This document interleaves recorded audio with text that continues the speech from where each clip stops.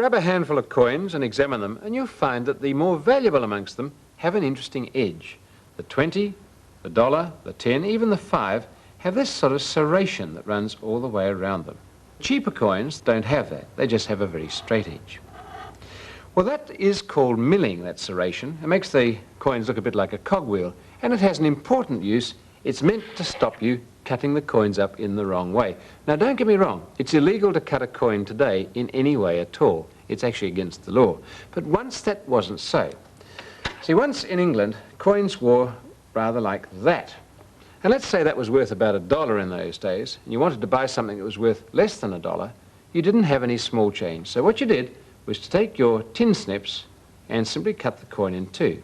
So I made out of that two, effectively, 50-cent pieces. And if I wanted a 25-cent piece, I'd cut it again. And so you wandered round in those days with your purse full of coins and half circles and quarter circles, all very cumbersome. Well, that wasn't ideal, and coins were redesigned. They went through many forms, but one of them was this sort of thing.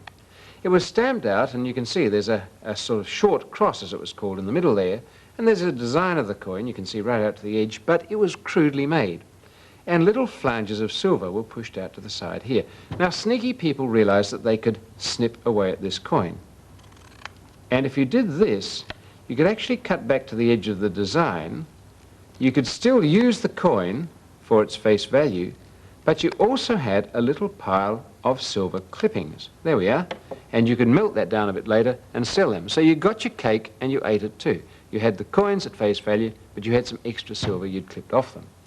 Well, that wasn't ideal, because people kept on trimming and trimming and trimming until the end the coin was really not much bigger than the circle in the middle and plainly not worth its face value. But who knew when to stop? So the coins were redesigned into this sort of form. See, that's got a long cross. It goes all the way out there, and the design of the coin went right to the edge. There are even little sort of stipple marks around the edge there to help stop people trimming them. They still did, though, and so finally they decided there's only one way to deal with this, and that was to put a pattern right on the edge of the coin. It was sometimes milling, like the serrations you've seen, and sometimes letters stamped into the coin, but it meant that as soon as you trimmed the coin or clipped it, those letters or that milling went, and the coin was no longer legal tender. And that's why today your more valuable coins have milling round the edge.